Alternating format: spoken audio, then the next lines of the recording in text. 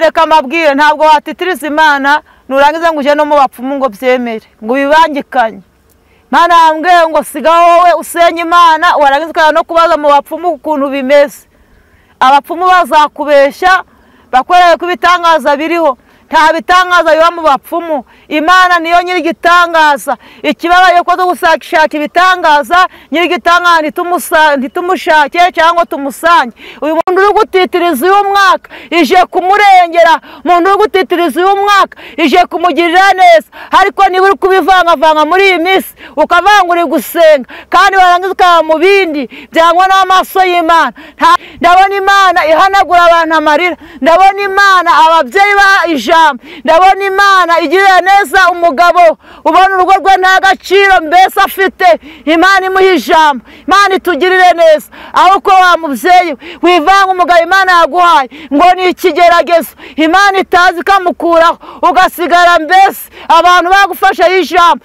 Muntu wabonye akazi ugakura mu busambanyi, ako kazi ntabwo ari akazi, ako kazi ntabwo ari akumugisha, ahubwo ni umuvumo, ni umuriro w'Imana wikongereje utaratitirije Imana, aho ukaterwa atanga umubiri wawe ukavuga ngo ni akazi, inyamara atari akazi. Imana ikubabarire kandi kugirire neza. Wagarukiraho ngaho ukinginga Imana ugasaba imbabazi, ukabwira Imana yuko wakoze ibidakwiriye. Imana yurutse iteko ryururuke ku buzima bwawe, nirimara kuruka ku kibazo gikemuke, ryuruke ku rubanza rwananiranye, urubanza Imana urukemure, bikemuke ku rubyaro wabuze, Imana uguhe urubyaro, Imana ikugirire neza. Urashinga bizinesi ukareba ntabwo biri kwemera, ariko uyu mwanya atitiriza mugi wanyu ujyana n'umutware wawe iwanyu iyo ngiyo tubona mukoze impanuka.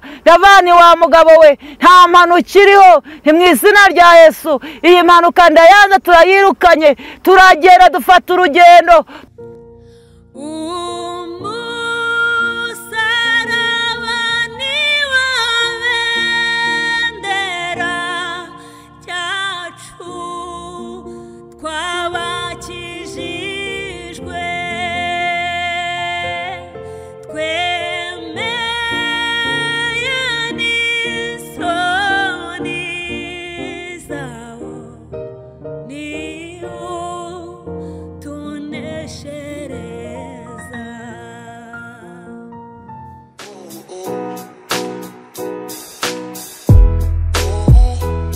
Uwabuze umuranga yaheze iwabo kugira ngo ibirori byawe bigende neza, bise neza, bisabe ibintu bitandukanye, ariko byose ababijemo baguye isari, inzara ikabica, biba bitaye agaciro. Emmanuel Catering Service twakuzaniye igisubizo, aho dutekera ubukwe, ibiterane, amahugurwa, inama n'ibirori bitandukanye. Wivunika tubigusangisha aho wakoreye ibirori hose. Ikindi kandi tubafite ibikoresho bikodeshwa, aribyo shopping dish, amasahane, amasafuriya, imbabura n'ibindi. Dukorera mu gihugu cy'u Rwanda hose, ibiciro biri hasi cyane. Duhamagare cyangwa twandikire kuri 078 31 942 cyangwa 072 55 543 Emmanuel Catering Service, umukiriya n'umwami. Reka ngusuze kandi nkwifurize amahoro y'Imana, nkwifurize umugisha w'Imana, ukunda ijambo ry'Imana kandi ugakunda n'ibiganiro byose bica ku Musaraba TV. Reka mvuge ngo ineza y'Imana nibane namwe kandi umugisha w'Imana ubemeho ndetse n'abanyu bose. Hafi na kurero mu bice bitandukanye muherereyemo, igice cy'amajyaruguru, cy'amajyepfo, iburasirazuba n'ibirengera bwaryo. Reka mwese twizere ko muheze neza kandi mushima Imana. Abaherereye mu mujyi wa Kigali, abaherereye mu ntara yacu ya diaspora, bumva ururimi turi kuvuga, mwese turabasuje kandi tubahaye ikaze mu kiganiro cyacu cy'uyu munsi. Reka mvuge ngo umugisha w'Imana n'ubasesekaro kandi Imana ihaze kwifuza kwanyu, ibagirire neza, bagomba kugirirwa neza, abagomba gutabarwa ibatabare, abagomba kumvirwa Imana ibumve. Wowe dukurikiye utameze neza, reka nkubwire ngo kandi komera, wongere wizere Imana, ko byose biba mu kuboko kw'Imana. Birashoboka yuko uyu munsi byaba bitameze neza, ariko ejo bikamera neza. Ugirire Imana icyizere, ibindi izabikora. Ngize umugisha rero, ndi kumwe n'umubyeyi hano, n'umukozi w'Imana. Niyo tugiye kuganira muri kano kanya, dushimye Imana ko imushoboje kandi ikabishimye yuko ibitunga ubugingo bwacu igiye kubinyuza muri we. Reka tumuhe ikaze tunamusuhuze. Turagusuje mu izina rya Yesu. amen. hasi tuba cyakwita umushyitsi Oya, uri mu rugo ndi wo mu rugo. umeze neza ariko Meze neza ndashima Imana. ko witonze cyane Umuco wabonetse kandi nanone ni umunezero kuko uyu munsi Imana yawuduhaye. Twabyutse biremera, Imana yavuga iti uyu munsi tubona umucyo, uyu mucyo rero natwe turi kuwubonaho, mbese nta n'igikuba cyacitse. Turashima Imana rero ko turi amahoro. yego Burya tutari amahoro n'iyi ntuza iyicaro ntabwo twayizaho cyangwa se ibigano ntabwo twabizaho. Ku bantu wenda baduteze amatwi, burya Imana itaturinze Umusaraba TV ntabwo mwatwumva, ariko uyu munsi Imana yavuze ngo tubeho kugira ngo mubashe kumva ijambo ry'Imana. Imana ibahe umugisha rero. amen amen. nawe Imana iguha umugisha. turishimye cyane kuba turi kumwe muri kano kanya kugira ngo ugezeho abantu b'Imana ubutumwa bwiza bwa Yesu Kristo. Reka ngusabe mbere ya byose umanze usuhuza abaduteze amatwi. Ndabasuhuje mu izina rya Yesu Kristo w'i Nazareti. Imana ibahe umugisha, Imana ibagirire neza, kandi ukuboko kw'Imana kubabeho mu izina rya Yesu. Rero Imana ikomeze ibahezagire, wa mugani w'Abarundi. Imana ikomeze ibahezagire, Imana ibatabare, ibarengere kandi ibagirire neza. Uyu ni umugisha w'Imana tubonye wo kugira ngo tubane namwe abari muri u Rwanda, mu bindi bihugu, Tanzania, Kenya, aho hose, mu Burundi, mbese aho hose, mbese no mu Buraya. Imana ibaha umugisha mu izina rya Yesu. amen. Imana nawe iguha umugisha. uyu niwe tugiye kubana muri kano kanya rero. reka mbasabe kugira ngo mubaye natwe muri kino kiganiro tugitangirane kandi tuze kugisoza. ndabizi ntashidikanya yuko buri wese ari bubone ineza y'Imana, buri wese ari bwongeye kubona ubwiza bw'Imana, kandi buri wese ari buhembuke mu buryo bw'ubugingo. ndabyizeye neza kandi umwuka wera w'Imana ari hano. Oliver, hari ijambo rivuga ngo mbese imfatiro zisenywe umukiranutsi yakora iki? Imfatiro zisenywe umukiranutsi icyo yakora nta kindi ni ugusenga. no gusenga. No gusenga. Impamvu mwaje gutyo, hari igihe ureba ibintu kuba mu no minsi kona ibintu ntago bisanzwe. Tumaze iminsi tujya tubona mu muhanda impanuka zitandukanye zitabagaho kera. Tukaba se kugaruka kwa Yesu nuko bigomba kugenda, ko ndebe ibintu bikugiza bimaze biza, ahubwo ugasanga byaducanze. Kugaruka kwa Yesu mu bimenyetso Yesu yavuze, impuha z'intambara, ibiki n'ibiki, ni ibingibi Yesu yavugaga. Yesu yaravuze ngo dore twiteguye kutaza umunsi n'igihe. Impanuka zo zirahari, kandi burya no kuba impanuka igusanze mu muhanda, burya Yesu aba yaje. Ahubwo icyangombwa ni ukubaza ngo mbese mfuye cyangwa mpuye n'iyo mpanuka najya hehe? Wareba rero niba wajya ahantu heza, nanjye nkirebaho niba najya ahantu heza. Burya gupfa ntabwo twatinya urupfu, n'impanuka yego nubwo ziba ziriho, ariko dufite umurengezi, dufite Imana ishoboye ibintu byose. Umuntu ufite ubugingo cyangwa Imana yageneye ubugingo, naho impanuka yamugeraho, ariko nzi ko ijuru ryo ari irye. Imana rero ibahe umugisha. Ko ndeba ubushize twakoze ikiganiro uratubwira ngo uri kugenda birashoboka, tuvuga ko Imana iri kugenda ivuza ihoni. Yego. Abantu bitwara gute muri no minsi? Ko ndeba hashobora kuba ari gutungurwa cyane. Ni ukwitwararika, kwirinda. Kwitwararika navuga ni ukwirinda icyaha n'igisa n'ikibi cyose. Yego. Kuko muri iyi minsi abantu barakora ibyaha n'ababireba bari gushayisha, abantu ntabwo bagitinya ibyaha. Kera twabaga tutambaye inkweto tugiye nko ku ishuri, cyangwa se abantu bagiye guhinga mu mirima, umuntu agasitara. Umuntu rero yarasitaraga, ugasanga bafashe urwembe, cyangwa se umuntu ufite wenda n'inzara zigize ute, akaba akuyeho igihu cyahagaze cyangwa se cyacitse ku mubiri kikava ku wundi, bagahita bagira ute, bashakisha uburyo kibapfuka icyo kiguma kugira ngo idakomeza kuvirirana cyangwa se kikamutera ingaruka. Rero no mu buryo bw'Imana cyangwa mu buryo bw'umwuka, niba dukoze icyaha dukwiriye guhita tugira ute tumera nk'uriya wasitaye ufata isitara akayipfukapfuka vuba vuba kugira ngo itagira ingaruka cyangwa se ibashe kuma. Natwe rero twacumuye dukwiye kubyimana ngo Mana tubabarire, cyangwa icyaha runaka by'Imana ngo mbabarira, atari ukuri kumwe n'umuhanuzi, atari uko usanze pasiteri, ahubwo ahita uvuga uti Imana ahangaha ndacumuye mbabarira. Nibyo ngibyo Imana ishaka. Imana rero itugirire neza, kandi ikintu burya umuntu yakwihana burya biragatsima ngo uhore wihana icyaha, kuko igicumuro burya nibyo tuzababarirwa hanini. No gukora icyaha nkana ari kukireba ntabwo azababarirwa. Umuntu yakora icyaha nkana ari kukireba akavuga ati ibyo byose rero ngiye kubwira umuntu mubeshye, nimara kumubeshya rwose mwuzuze ibintu bigize byo kumubeshya ku buryo icyo mushakaho nkimubonaho, ariko akoresheje kubeshya adakoresha ukuri. Uwo nawe burya ari gukora icyaha nkana ari kukireba. Ariko icyaha kigwirira umuntu yakubitira mu muhanda ukaba uraguye, umuntu yaza akagutukiramo cyangwa se akaza akaguhemukira ku bikoresho byawe runaka utabigambiriye, agutera uburakari cyangwa se agutera kamere zindi utarusanganwe. Icyo burya ni igicumuro, ntabwo ari icyaha. Icyo ngicyo kirababarirwa, ariko gukora icyaha nkana ari kukireba ntazababarirwa. Ukavuga uti icyaha urakigambirira, ugatekereza, wamara gutekereza ukagambirira, warangiza ukabishyira mu bikorwa, kiriya ni icyaha wakoze, ugikoze nkana, ntabwo uzababarirwa. Imana rero iduha umugisha, dukwiriye guhora twirinda, twitwararika. Navuga ngo utazi yava ntamenya iyajya. Iyi minsi umuntu udafite umwuka wera wo kumutsindishiriza icyaha nasaba umwuka wera. Imana rero iduha umugisha. Hari ikintu uvuze cy'icyo cyaha umuntu aba yakigambiriye akagitegura akanagikora.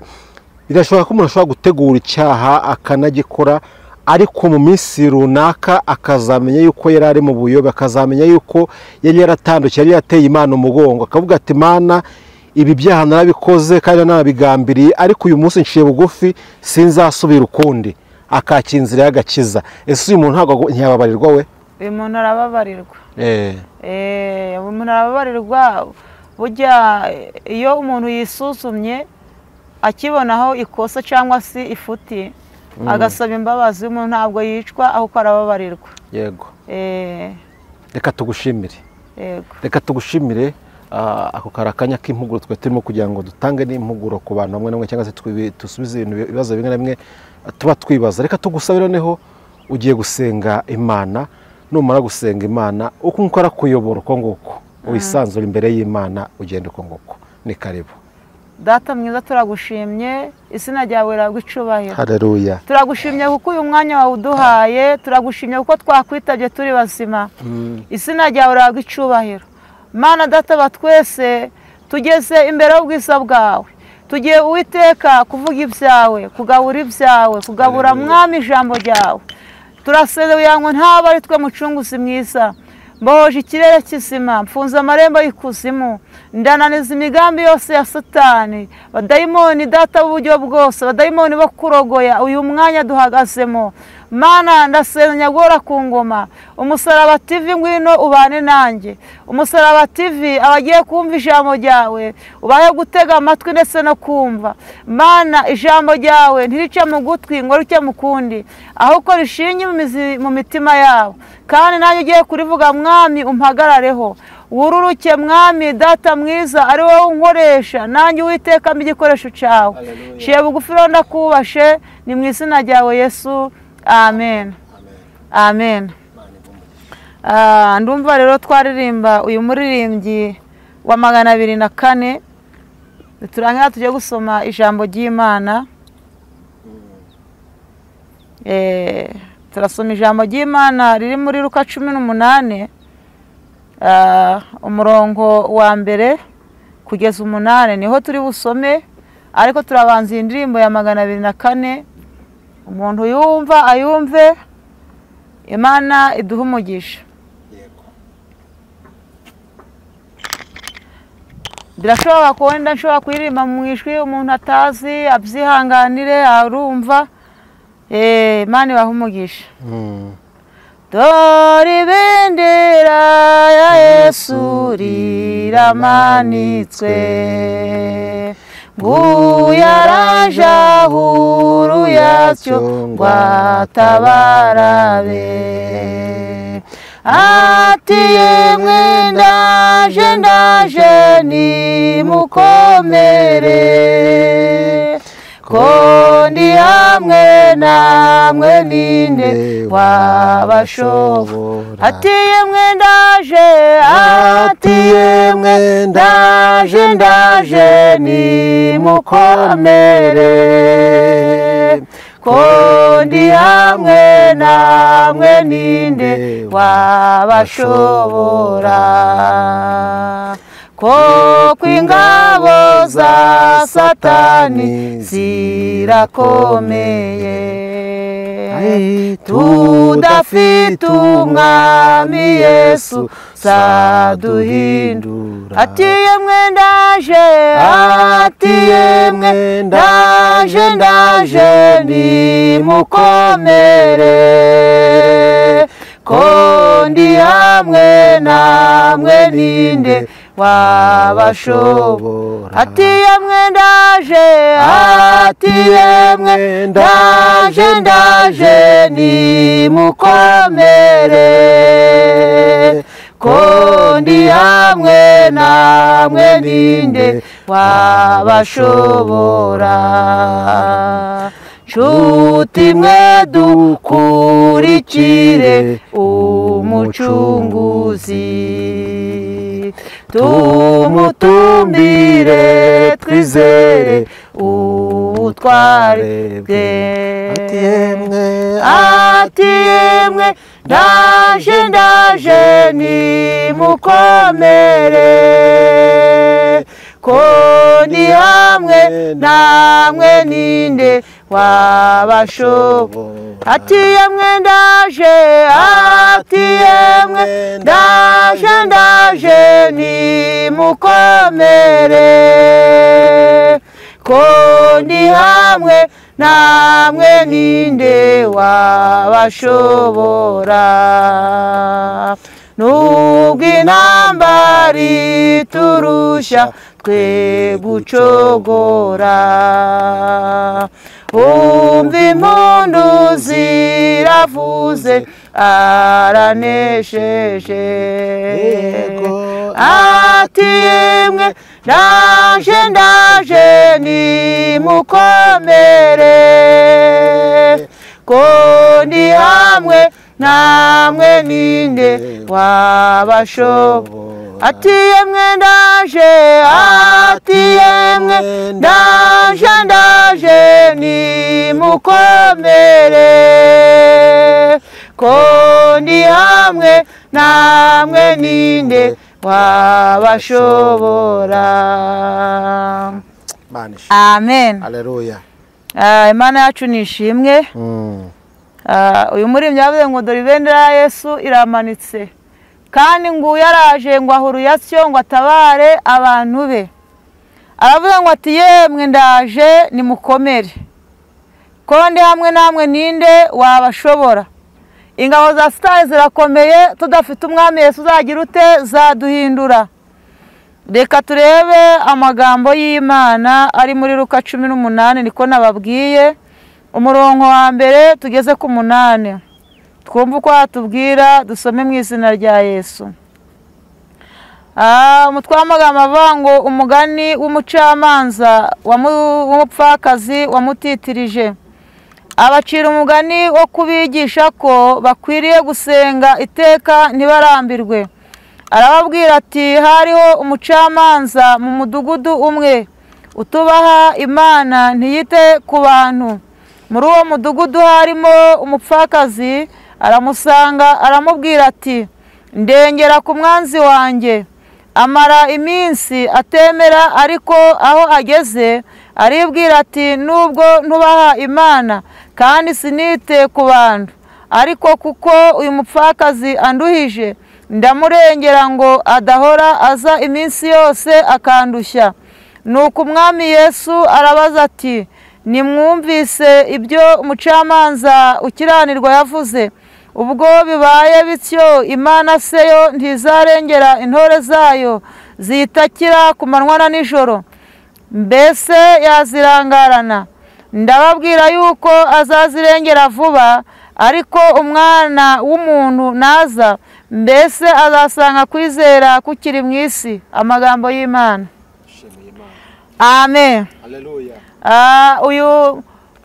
Iri jambo ndahaye umutwe w'ijambo yo kuvuga ngo gutitiriza. Ijambo ndi kubabwira ngo ni ijambo rivuga ngo gutitiriza. Twamaje kuririmba ngo ati yemwe ndaje nimuhumure cyangwa se nimukomere. Imana ikababwira ngo ndi kumwe namwe, ntacyo mwabasha kuba. Imana idufashe itugirire neza. Uyu mupfakazi yararushe aremerewe, ariko arareba akubita hirya no hino abantu aho kumurengera. Mu mudugudu yaratuyemo habagamo umucamanza, ntabwo yubahaga abantu, nta nubwo yubahaga Imana. Imana yacu nishimwe. Ariko umupfakazi aramusanga ubwa mbere n'ubwa kabiri, aragenda aramutitiriza, ahoza amutitiriza buri gihe cyose. Uyu mucamanza aravuga ati rero reka ndengere uyu mupfakazi ye guhora ndushya. Umunsi umwe aramubwira ati reka mbigenze uko mbyumva muri njyewe. Ariko ageze nyuma araza aramurengera. Ijambo ryatubwiye ngo uyu mugani w'umupfakazi n'umucamanza, uyu mucamanza uko yarengeye umupfakazi, ijambo riratubwiye ngo mbese abatakira Imana ku manywa n'ijoro intore yazirangarana. Ijambo riratubwiye ngo azazirengera vuba. Ikibabaje rero nuko ngo Yesu azaza agasanga kwizera nta kukiri mu isi. Imana idufashe itugirire neza, itwambike imbaraga. Twasomye n'umuririmbyi uvuga ngo ingabo za Satani zirakomeye, tudafite umwami Yesu zaduhindura. Burya uyu mupfakazi yari afite Imana, yari afite ishobora byose, yari afite izindi mbaraga atari imbaraga zipfuye kubaho ngaho, imbaraga z'Imana. Navuga ko Imana yari imuhagazeho. Ariko burya rero kugira ngo umunyamahanga akumve biragoye, ntabwo byoroshye. Uyu mupfakazi ntabwo batubwiye nimba yarasengaga, ntabwo batubwiye niba yarafashe amasengesho, gusa yaragiye gusa arakomanga aratitiriza, nta nubwo yarambiwe, ntiyacitse intege. Imana yacu itugirire neza. Amaze gutitiriza, ariko uyu mupfakazi gutitiriza kose ntabwo yapfuye kugenda. Burya yari amaze gusenga, ntabwo yasanze umucamanza tubahaga Imana ngo ntiyubahe n'abantu. Yaratitirije, yamanjiye gusenga, yinginga Imana, amaze kwinginga Imana Imana ikora kuri uyu mutima w'uyu mucamanza. Niyo mpamvu yamurengeye. Imana yacu nitugirire neza. Amaze kumurengera, Imana yacu nishimwe. Uyu mucamanza akimara kurengera uyu mupfakazi, umupfakazi yaguwe neza. Nawe rero muri iyi minsi wagereranywa n'uyu mupfakazi. Hari ibibazo bimaze iminsi, hari intambara, hari ibigeragezo bitandukanye. Nawe waba uri gutitiriza, utitirije imyaka myinshi, utitirije imyaka 5, utitirije imyaka 10, birashoboka. Umaze igihe kirekire wiyiriza, wiraza, ibintu byarananiranye, uzamuka imisozi, ukagenda ukarara iyo ngiyo, ukanirirwayo, ukirengagiza. Mbese wowe urabonewe n'uyu mucamanza, wowe ni wowe Imana izareka, wowe ufite kwizera guke. Ijambo ryatubwiye ngo mbese azasanga dufite kwizera. Uyu mubyeyi afite kwizera, niyo mpamvu yatitirije, aragenda ajya ku mucamanza, agenda mubuza amahwemo. Ariko Imana yacu ishoboye ibintu byose. Muri ibyo yavuye ngo titiriza maze Yesu akugirire neza. Imana umuntu yazamuriye ibendera, ubutabazi buraboneka. Yababwiye ngo ndaje nimuhumure ko ndi kumwe namwe, ninde wabashobora. Uyu mubyeyi ari kumwe n'Imana, uyu mubyeyi ari kumwe na Yesu. Niyo mpamvu itegeko ryurutse ry'Imana itegeko ryururutse rikora kuri uyu mucamanza. Ariyo mpamvu umupfakazi yarengewe. Nawe muri uyu mwanya rero Imana yurutse itegeko ryayo, itegeko ryururuke ku buzima bwawe, nirimara kuruka ku kibazo gikemuke, ryuruke ku rubanza rwananiranye, urubanza Imana urukemure, bikemuke ku rubyaro wabuze, Imana uguhe urubyaro, Imana ikugirire neza. Urashinga bizinesi ukareba ntabwo biri kwemera, ariko uyu mwanya titiriza, numara gutitiriza Imana irakugirira neza. Titiriza itegeko ry'Imana ryururuke. Imana yacu nidufashe itugirire neza. Umuntu watitirije Imana ntabwo imutererana, umuntu watitirije Imana ntabwo imuvira mwaho, iramurengera. Imana yacu nidufashe tugirire neza. Waratitirije mu kazi barakwirukana ku munota ku wundi, mu kazi ntabwo ukarambamo, akazi bakakuvanamo batanakwishuye, ariko uyu mwana wo gutitiriza Imana ikurutse itegeko, akazi kawe kagahama, akazi kawe kakarambamo, ukakicaramo, Imana ikugirire neza.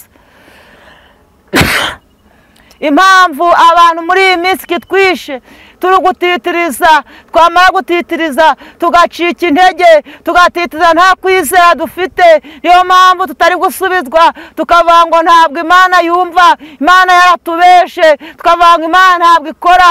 Abantu barakuvuga ngo imigenzereze y'Imana ni mibi, ntabwo imigenzereze y'Imana ari myiza. Nyamara urebye muri iyi minsi ya none imigenzereze yacu niyo itari myiza. Imana idufashe tugirire neza. Haleluya. Reka mabwire, ntabwo watitiriza Imana nurangiza ngo uje no mu bapfumu ngo byemere, ngo bibangikanye. Imana yambwiye ngo sigaho wowe usenye Imana, warangiza no kubaza mu bapfumu ukuntu bimeze. Abapfumu bazakubeshya bakwereke ko ibitangaza biriho, nta bitangaza biba mu bapfumu. Imana niyo nyiri igitangaza. Ikibabaye ko dushaka ibitangaza, nyiri igitangaza ntitumushake cyangwa tumusange. Uyu mupfakazi ujya yari afite ubwiza bw'Imana, yari afite izindi mbaraga, yari afite kwizera, ariko itegeko ryarururutse ry'Imana, Imana yitegetse biraba, yavuga bigakomera. Nawe uyu mwanya rero yategeka ibyawe, yategeka ubwo burwayi bugakira, yategeka ubwo bushomeri ukabona akazi, yategeka kutumvirwa ukumvirwa. Imana yacu nitugirire neza kandi twambike imbaraga. Haleluya. Uyu mwaka umuntu watitirije Imana, Imana ije kumurengera. Uyu mwaka wegeye Imana, Imana ije kumutabara. Imana rero nta santima ifite ku muntu ugenda ubivangavanga. Wajya mu bapfumu ukajya no gusenga, ntabwo uzigera utabarwa. Ahubwo yegera Imana uyititirize, nturambirwe, ntucogore. Imana yacu ni Imana itari intambira kibi, irakora bikagaragara. Njye nagiye mbibona kenshi. Hari igihe inzara yandiye, ndabwirirwa ndaburara iminsi igera kuri 3, kandi nkorera Imana. Ariko Imana kuko atari intambira kibi, Imana iza kuntabara, Imana irandengera. Mbona ibyo kurya ariko nta bushobozi nari mfite, kandi nta ruhare nabigizemo, nta mafaranga nari mfite, n'akazi ntako nari mfite, ariko kubera gutitiriza Imana, Imana izandengera. Imana itugirire neza. Nabayeho aho ngaho mu gihe cyo gukora ubukwe, ariko Satani agenda abyivangamo. Umunsi umwe ntitiriza Imana, ndasenga, ndayihamagara, ndayinginga, atari uko nsanze abahanuzi, ndatitira njyewe ubwanjye. Ubukwe bwanjye nagiye mbona Imana indwanirira bitari bwemere. Burya hari n'igihe uvuga ngo ugiye kugera mu gihe cy'ubukwe, badayimoni bakaburwanya, abantu bakaguhagurukira kugira ngo babyice, ariko kuko Imana ari mu ruhande rwanjye, Imana irangwanirira. Mbona ubukwe mutambutsemo, mbona umurenge ngugiyemo, nta mbaraga nari mfite, nta bushobozi nari mfite. Imana yarangwaniriye, Imana irantambutsa. Imana yacu nitugirire neza kandi dufashe, itubere ku rugamba. Turi mu mwanya wo gusoma ijambo, cyangwa kuvuga ijambo ritubwira ngo gutitiriza. Wa mukobwa uri gutitiriza ute ku bukwe bwawe buri gupfa? Wa mugabo uri gutitiriza ute ku rugo rwawe rwakunaniye? Wa mubyeyi uri gutitiriza ute ku rugo rwawe rwanze? Uri gutitiriza ute ku bana bakunaniye? Aho nturi kujya kubaza mu bapfumu, aho ntugenda ugakenyera ku bintu ngo niho umugabo uri bugukunde. hoya garukira aho ngaho utitiriza Imana. Numara kuyititiriza iteko ry'Imana riruruka. Uwo mugabo Imana yaguhaye ntabwo imunaniwe, irongera imufate, mutima wirawugarura, mutima wirawucisha bugufiya, ayo marira ukurira uyu mwanya Imana irahanagura. Yewe wihebye, we kwigunga, we kumva kwahukana kwari byo byaguhesha agaciro cyangwa byaguhesha amahoro, ahubwo titiriza Imana. Imana ikugirire neza, yongere ikubakire. Imana itugirire neza kandi twambike imbaraga. Hari aho nageze umuntu aravuga ati rero ubwo nta bushobozi nta buryo ukabona ibintu ntabwo biri kwemera, ariko ibyo ari byo byose mwagenda mukicira inzira kandi mutiriwe mujya gusezerana mwazakora ubukwe ikindi gihe. Ariko ayo ni amajwi y'abadayimoni. Nahise mvuga nti nta muntu wasenze wasenga Imana ngo imuvire mwaho. Ndavana ndarindira Imana. Imana yavuze ntabwo yivugurusa. Imana yivuze ubukwe ntabwo ivuga kwishingira. Imana yivuze ubukwe ntabwo inariwe kubusohoza. Imana yacu ntabwo ikoze isoni. Imana yarantambukije. Hari n'abantu b'abahanuzi cyangwa abanyamasengesho bageraga bakabyivangamo. Hari n'abatubwiraga bati ntabwo ibi ngibi bisemera. Hari n'ababwiye umugabo bati tubonye umugeni wabahuma muri sare mu rukiko. Amen. Haleluya. Ndamubwira ibi bintu ntabwo biriho, nta nubwo nzigera mpuma, nti mu izina rya Yesu ubuhanuzi ndabwanze.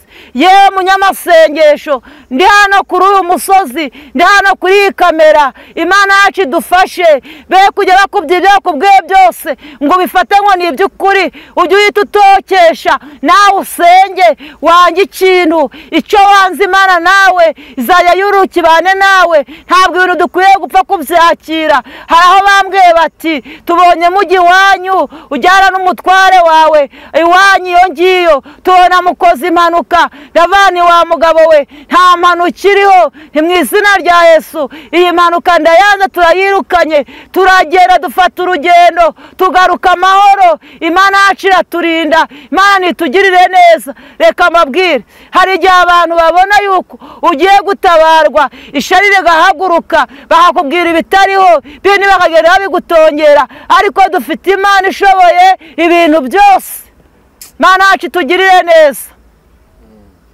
Hari aho nagiye kuvuga ngo ndimo ni gusenga, abantu barambwira bati uriya mugabo ntacyo azakumarira, nta gitenge yakugurira, nta rukweto nk'urw'abandi. Ariko ibyo byose ndababwira nti mva, mfite Imana nasenze. Ntabwo twiyoboye, ntabwo turi kwiyobora, turi kuyoborwa n'umwuka w'Imana. Iyo watitirije icyambere Imana iguha amakuru. Iyo watitirije irakubwira hari urugamba bwitwaremo gutya. Iyo watitirije irakubwira ati hari umutego, kugira ngo mbese ubigendemo neza. Ntabwo Imana iguhisha. Umuntu watitirije Imana imumenyesha amakuru.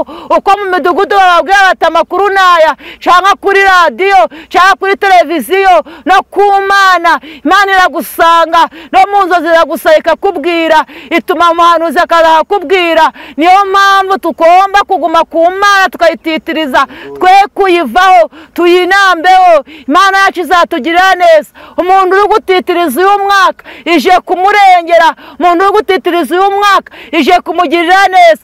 Ariko niba uri kubivangavanga muri iyi minsi ukavanga uri gusenga kandi warangiza ukaba mu bindi byangwa n'amaso y'Imana, ntabwo Imana izagutabara. Uyu mubyeyi ntabwo Imana yamurangaranye. Uyu mubyeyi Imana yaramutabaye. Uyu mupfakazi yaratsindishirijwe. Uyu mupfakazi Imana yumvishe gusenga kwiwe, yururutse itegeko. Imana ifite itegeko ryayo. Iyo ryururutse ntawayikoma mu nkokora, ntawakwitambika mu mugambi w'Imana. Imana yacu nitugirire neza. Ndabona Imana yubaka ingo za benshi. Ndabona Imana ihanagura abantu amarira. Ndabona Imana ababyeyi ba ijambo. Ndabona Imana igirira neza umugabo ubona urugo rwe nta gaciro mbese afite. Imana imuha ijambo. Imana itugirire neza. Aho ko wa mubyeyi wivanga umugabo Imana yaguhaye ngo ni ikigeragezo, Imana itazi kamukuraho, ugasigara mbese abantu bagufasha ijambo, abantu binjira batinjiraga iwawe bakaza bakakuvogera. Ahubwo garukira aho ngaho ubwira Imana ikubabarire, kuko wavuze ko umugabo wawe hari ikigeragezo. Imana itugirire neza, itwambike imbaraga. hari igihe tugenda tukayakubaka ingo tukishingira tutarabashije Imana. hari n'igihe tujya tukubaka nubwo wenda ari ugusezerana ukagenda ukihambira, yewe naho bavuga ukavanga Imana ngo ntabwo ari iri kuvuga, ngo ahubwo barimo bakubeshya, nyamara ugasanga ni ishuri wishizemo. ahubwo hamwe rero iryo shuri uryige neza, nta kwivovota, nta kwitotomba. numara kugiga neza Imana izagutabara iri gukuremo, Imana igufashe kandi kurengere. amen. Haleluya. amen. Haleluya. turi mu mwanya wo gutitiriza Imana. uyu mwaka titiriza Imana, ibyakuyobeye Imana iragize ute, irabishoboye. Imana itugirire neza. wititiriza Imana ufite ishari, wititiriza Imana ufite ubugome. burya umupfakazi ntabwo yapfuye kurengerwa n'Imana. uyu mupfakazi mbese yarahagazweho n'Imana, Imana yari imuhagazeho, yari yaramuhaye ubwiza, imuha n'igitinyiro. umva mbese kugira ngo umunyamahanga uwo nguwo umucamanza, uyu mucamanza burya yarakomeye, nta nubwo yitaha ku bantu, ariko umucamanza umupfakazi amugezeho abona ubwiza bw'Imana bumuri, arabatereka murengere. wowe umeze ute muri iyi minsi? uhagaze ute? ubwiza bw'Imana bwakuvuyeho, ntiwahunze Imana, ubwiza bw'Imana bukaba bwarakuvuyeho, ukavuga ngo ntabwo Imana iri gutabara. garukira Imana, yititirize Imana, ikugarukeho, Imana idutabare, Imana itugirire neza. umuntu watitirije Imana akankubwire abantu bamuramusuzugura, muwe uri kuvuga ngo dore narasuzuguwe. umuntu we wubasha Imana abantu bose baramusuzugura, umuntu we wubasha Imana abantu bamwanga ntacyo abatwaye, umuntu wubasha Imana mbese abantu bumva bamugirira nabi. ariko nakugira inama, komeza utitirize Imana yacu, ntabwo ari ingome. Imana itugirire neza. kuna kubwira abantu ngo nubona abantu bose bakuramutsa, abantu bose bakubwira neza, ukabura mbese buri mwe wese ni ijambo ryiza, ubwira Imana ngo napfuye rwose nkarukaho wongere unsure. Imana itugirire neza.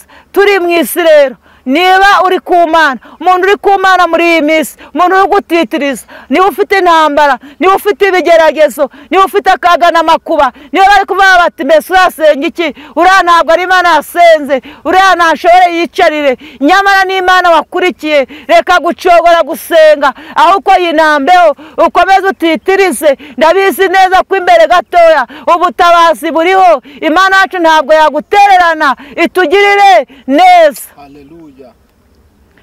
hari igihe umunsi umwe umuntu yavuze ati ibyo ari byo byose uriya mugabo nta kintu yamumarira, ariko mureke mbabwire, ndi imbere yanyu, ndi imbere y'Imana, nagiye mbona ukuboko kw'Imana, mbona imbaraga z'Imana. hari igihe mutubona ahangaha mukavuga bati bari abantu bari gusaba abantu ngo ni abesikoro. ntabwo turi abesikoro bose, ntabwo ariko bose ari abesikoro. ariyo mpamvu nkunda kuvuga ngo Imana yaduhereye ubuntu, dutangire ubundi. Imana yacu ni ishimwe, ntabwo turi abesikoro. amen. Haleluya. abantu ubu ngubu benshi basigaye bavuga bati mbese horiva urugo rwe ruracyariho kubera Imana, kandi mu izina rya Yesu ruzakomeza ruhabe. abantu bakavuga ngo mbese burya niwe cyangwa si we. Imana nagiye mbona imbaraga z'Imana. Imana irambika nta kazi ufite, Imana irambika ikagutambutsa mu bavuze ngo ntabwo ruzamara iminsi. urugo rwanjye baruhaye amezi 2, ariko ejo bundi mu kwa gatanu ndabandagije imyaka 5 kubera kubana n'Imana. iyo ubanye n'Imana rero ikugirira neza, ngo ntabwo bizakomera, Imana irabikomeza. nta nubwo ari imbaraga zanjye, ahubwo ni imbaraga z'Imana. nshatse kubabwira imbaraga z'Imana. Imana irakora, Imana ikakugaburira, Imana ikakwambika, Imana ikakwishyurira ubukonde. Imana yacu tugirire neza. hari ahantu umunsi umwe twabayeho nyine dukodesha. nababwira yuko Imana yubatse urugo mu bintu bikomeye, mu bintu bikakaye, mugabo nta kazi afite, mugabo nta mafaranga afite, ariko Imana ikora ubukwe mu bumana bwayo, iruyubahisha, ikoresha itegeko ryayo, ikoresha abantu, imodokari ziraboneka, nta ruhare nabigizemo, nta famiye yanjye, ndetse bigera igihe imyenda y'ubukwe ituruka za Kibuye. Kibuye nta bantu nari mfiteyo, nawe ntabo yari afiteyo, ariko Imana irakora, Imana igikenyuruza. Yewe muntu w'Imana, yewe munyamasengesho, Imana irakenyuruza, imodoka zikaza, nta esanse waguriyemo, ndetse bakagutwara, nta bubasha ufite, nta n'ubushobozi. Imana yacu itugirire neza. Amen. Haleluya. Nabonye Imana, amaboko y'Imana. Imana yanyubakiye bigoye, bitoroshye. Imana iranshigikira, bana nanjye mu murenge, bana nanjye mu kwambara ivara. Ntabwo byari byoroshye, byari bikomeye, ariko Imana yabanye natwe. Hari abavuga bati ibyo ari byo byose ntabwo uriya mugabo n'umugore bazigera babona ubukode. Bari baduhanze amaso, bazi ko tuzajya turara hanze, tukarara muri borodire, ariko kugeza iyi saha ntabwo turara hanze, kuko dufite Imana ishoboye ibintu byose. Nabwira umuntu rero uri muri gusenga Imana, ayititirize. Nawe byaba bikugoye, byaba bikuruhije, Imana ntabwo izagutererana. Imana yandengeye, nawe iraje ikurengere, Imana ikugirire neza. Hari abantu bihebye bakavuga ngo imyaka ibaye myinshi, ngo ntabwo tuzigera dushaka. Imana ijya yumva gusenga, Imana igiye gutabara, ntabwo ireba aho uvuka, nta nubwo ireba igihagararo, ntabwo ireba ku mafaranga, ntabwo ireba ku isura, ntireba umuntu ngo ni inzobe, ntireba umuntu ngo ni igikara. Ahubwo Imana ije gutabara, irahaguruka igaseruka. Iyo iserutse rero abantu bose barabibona. Reka nkubwire wa mubyeyi we cyangwa se wa mufiyemeri we, ubona yuko Imana itazakubakira, izakubakira. Nabonye imbaraga z'Imana inyubakira urugo ntatekerezaga. Imana itugirire neza. Haleluya. Amen. Amina. Rero reka twubahe Imana yacu, dukomeye tuyititirize. Ni ukuvuga ngo umuntu ntiriwe mvuga ku mutekano wanjye. Ni ukuvuga ngo umuntu yaravuze ati reka mbatize inzu ntabwo twayimazemo igihe, ni umwaka umwe. Ageze nyuma inzu ayitugurishirizaho, ayidusohoramo, babona ko mbega nta gaciro dufite, nta naho twakwerekera. Ariko Imana yakomeye kubana natwe na n'izi saha.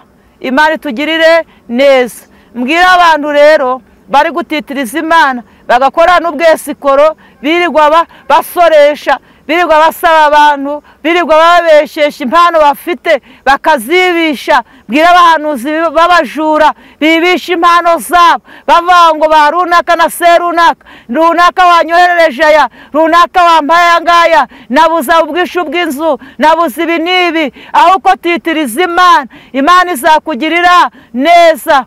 Imana idufashe tugirire neza, dutitirize Imana. Kwizera mbese Yesu azaza asange kwizera kukiri mu isi. Ese uri gutitiriza ufite kwizera, cyangwa uri muri gushidikanya, cyangwa uri muri kwirwanirira? Reka wa muntu uri kwirwanirira ureke kwirwanirira. Yewe muntu wabonye akazi ugakura mu busambanyi, ako kazi ntabwo ari akazi, ako kazi ntabwo ari akumugisha, ahubwo ni umuvumo, ni umuriro w'Imana wikongereje, utaratitirije Imana, ahubwo ukaterwa umubiri wawe ukavuga ngo ni akazi, inyamara atari akazi. Imana ikubabarire kandi ikugirire neza. Wagarukira aho ngaho ukinginga Imana, ugasaba imbabazi, ukabwira Imana yuko wakoze ibidakwiriye kugira ngo ibashe kugira ute kukubabarira. Imana idufashe kandi tugirire neza. Ku bantu barimo bambona ku Musaraba TV, uyu mujyi mba ngufitemo amazu, nta nubwo mba nkodesha, mba nibereyeho neza. Ariko kubera kubaha Imana, niba Imana yaraguhamagaye muhanuzi, niba Imana yaraguhamagaye munyamasengesho, umvira ijwi ry'Imana, Imana uyikorere. Numara kuyikorera izakugirira neza. Imana itwambike imbaraga. Imana itwambike imbaraga kandi tugirire neza. Uyu mujyi mba ngufitemo amazu ariko ntabwo ari ibyo ngibyo nakurikiye. Niba rero urimo utitiriza we gucogora kandi abizi neza amazu Imana izayaduha. Sengera abarwayi nta biguzi usabye, nsengera abantu barushe nta biguzi usabye. Hari abantu benshi bari kuvuga ngo abantu nta besikoro, inyamara no ku Musaraba TV ntabwo ari ubwesikoro, ntabwo ari bwo nazanye aha ngaha, nta n'uwo nawe uje gusaba. Inyamara ufite umutima ukunze ukagenda ukagirira abantu umugisha, Imana izabiguhembera. Ariko ntabwo bivuze ngo tugende dukorera Imana turimo tubeshya dusabiriza. Ntabwo Imana ibyo ngibyo byagize ute yaduhamagariye, yaduhereye ubuntu ngo dutangire iki ubundi. Imana idufashe kandi Imana iturengere iturwanirire.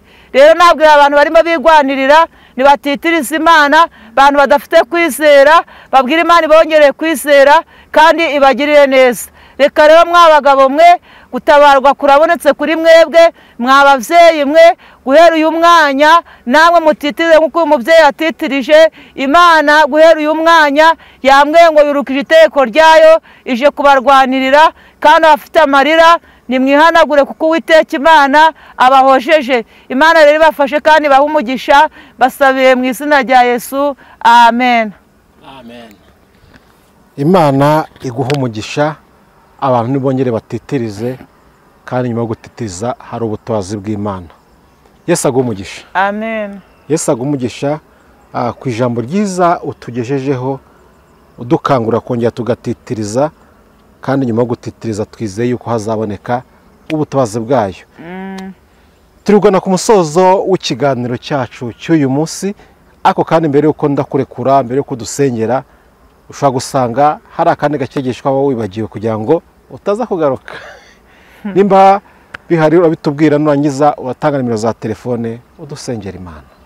Gusa nta kindi nakurenzaho, gusa nabutanga ndi gutanga nuvuga ngo turi mu gihe cyo gutitiriza Imana ku bibazo bitugoye, kubituruhije, ku ntambara, ku bigeragezo, ndetse tugatitiriza no mu gihugu cyacu no ku bihugu bihanye imbibi n'igihugu cyacu. Dutitiriza Imana kugira ngo iturengere, yadutabara, ujye dutabare nabwo dufite umudendezo cyangwa se n'umunezero.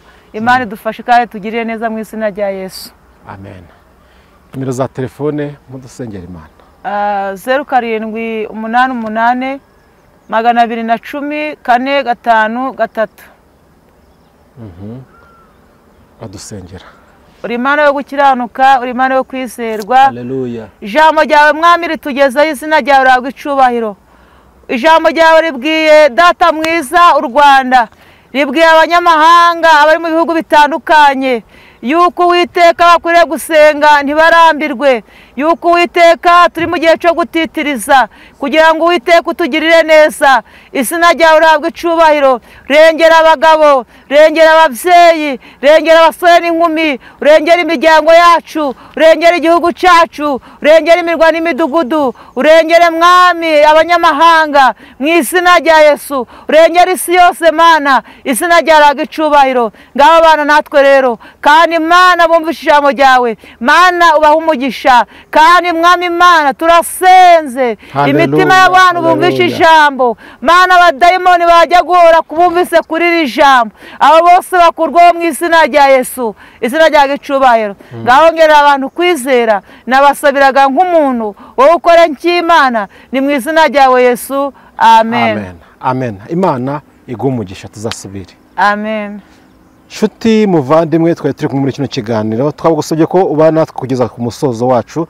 Turagushimiye ko banye natwe. Reka tubabwire ngo tuzasubire ubutaha, ibiganiro byacu ku musaraba byo nakagaruka. Amahoro y'Imana abane namwe. Bye bye.